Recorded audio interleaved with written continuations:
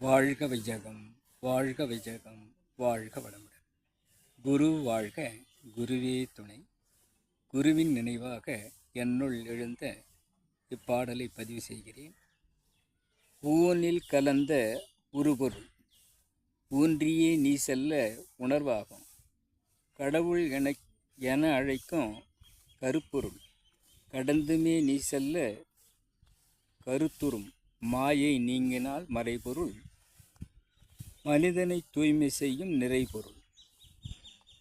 பரந்தாமன் எனும் பரம்பொருள் பாமரர்க்கு பரசிவ வெள்ளமாக உணர்வாகும்.